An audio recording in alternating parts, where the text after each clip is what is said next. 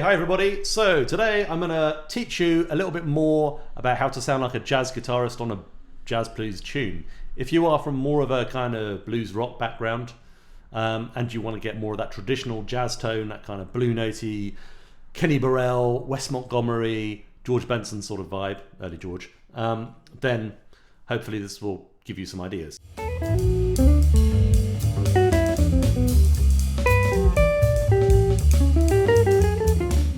Thing number one, we're going to focus now on the chords that we're playing and how we're playing them. So our chord progression is a little bit different from a standard blues that you might come across, you know, Chicago blues or whatever. We're going to do it in G, although obviously if you're playing with horn players, you're going to come across keys like B flat, F, even E flat, things like that. So this is a key that comes up in jazz, but I'm trying to find something which is a middle ground between the world of guitar and the world of saxophone. So G seems like a good key. And the progression goes G7, C7, G7. So pretty standard.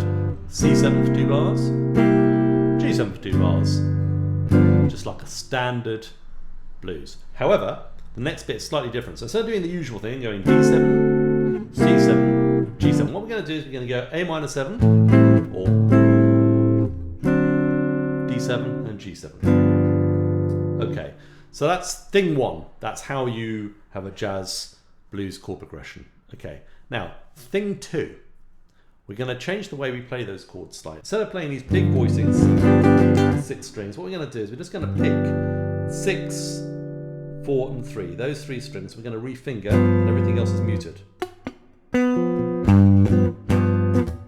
These are really great voicings. They make a lot of room for other instruments, so they're a good choice. They're called shell voicings in the jazz world, okay? G7, and then C7, instead of playing this, or this, we're actually going to play a stripped down version of this C7 shape. Just going to lose the top string, or rather lose the B string, and mute everything else. So these chords connect really nicely together. Talk about the rhythm I'm playing with it in a second. C7, G7 again. Now A minor 7, instead of playing this, or even this, we play just 6, 4 and 3 to talk about the strings there. So the E string, the D string, the G string. And then D7 is like the C7 shape, but 2 frets up. Thing number 3, the rhythm that we're playing it with. This is called a Charleston rhythm, and it's a good way to get used to playing swing rhythms, okay? So in jazz, straight ahead jazz, we often use a swing feel. And this also happens in blues as well. So for instance, shuffle is a type of swing feel, or you sometimes get slow blues in 12/8, right? Similar sort of thing. So this can help your general perception of rhythm generally if you haven't worked on this sort of stuff. Okay, so in this case, we take a bar of 4/4, 1, 2, 3, 4, and we divide each beat into 3 parts. We can count these in different ways. Daki da, daki da, daki da, daki da. Duddly, duddly, duddly, duddly, triplet, triplet, triplet, triplet, 1 under, 2 under, 3 and 4 under. Okay? And then we do the last version. We go 1, a 2, a 3, a 4. What I've done is I've basically taken the ands out. So 1 under, 1 a, 1 a 2, a 3, a 4. And with our Charleston rhythm, the first strum is a long chord on beat 1. So 1, 2, 3, 4, 1 on the B. But the second one comes on the A on 2. So it's 1 and 2 and da. Sorry, I'll do it on the same chord. 1 and 2 and da. Yeah? 1 and 2 and da. And you'll notice it's a little shorter as well. 1 and 2, 1, 2, 3, 4. 1, 2, 3, 4. 1 and 2 and 3 and 4 and 1 and 2 and 3 and 4 and.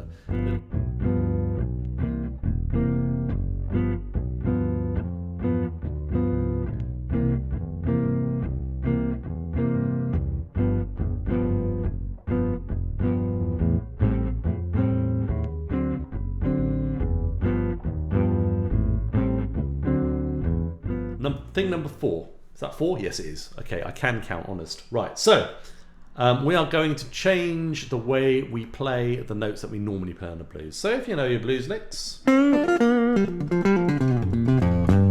that's great. All that stuff is lovely. There's nothing wrong with those notes. We don't need to learn fancy notes to play jazz. We can just take those notes and play them differently.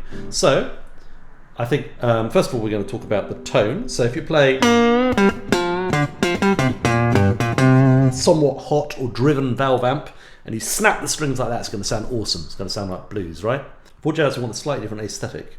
So first of all, we need to be aware of where we're picking. So I'm picking right over the neck pickup here. My guitar is set on the neck pickup, by the way, which is usual for a jazz. And what we're going to do is, instead of pulling the string out to create these colourful sounds, we're actually going to make everything a bit more like posh. And go in the plane of the strings rather than outward from the guitar. In fact, with my pick I often play into the guitar slightly because I played with downward rest strokes. And you might want to experiment just playing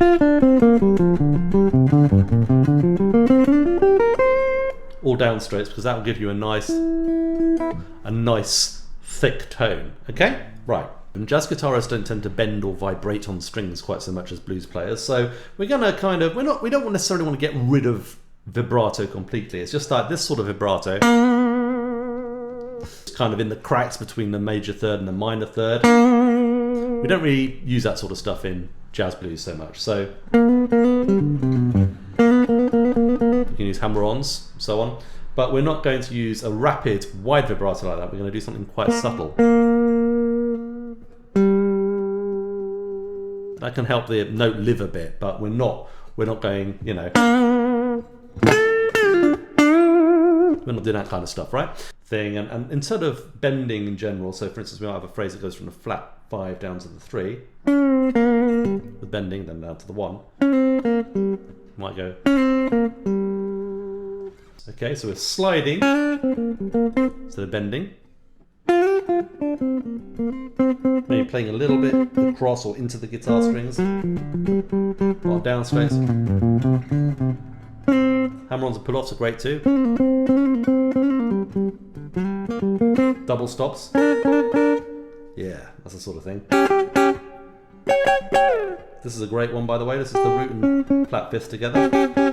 Like Charlie Christian thing. Thing number 5. Okay, so I'm assuming here that you kind of know how to use a minor and major pentatonic on a blues. If you don't, minor blues works just great, and you can play minor blues over everything. However, one thing that I think is really important is, again, focusing on the swing feel. So if you play more upbeats, more swung upbeats than you're playing, you will sound more like a jazz guitarist. So I'll give you an idea. If we start on the flat 5 of the blues scale, on a G7, and we come in on the and of maybe 1, 1 and 2 and 3 and 4. That sounds jazzy, right? Going 1 and 2 and 3 and 4 and a 2, 3, 4, 1 and 2 and 3 and 4 and again 1, 2, 3, 1, 2, 3, 1, 2, 3, 1, 2, 3, 1 and 2, or 1 and a 2 and a 3 and a 4, 1 and a 2 and 3, 4, 1, 2. And as you can see, like already we're sounding more like a jazz guitarist. I mean,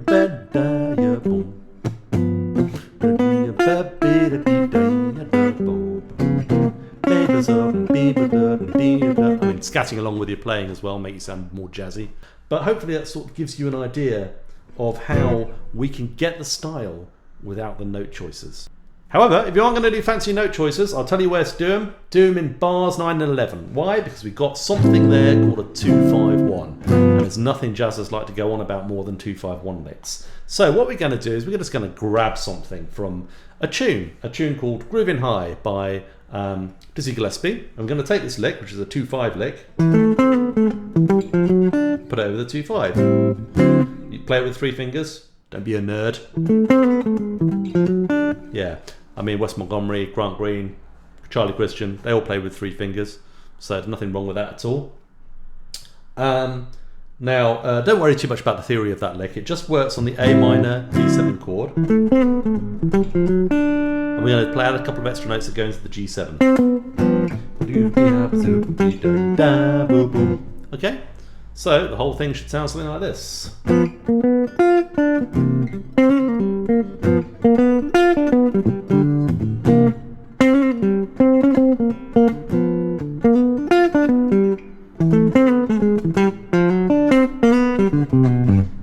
Okay, that kind of thing, right?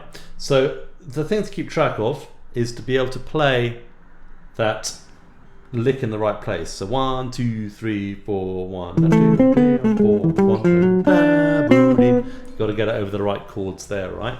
Anyway, it's a lovely lick. Have fun with that. And that's how you do a jazzy blues.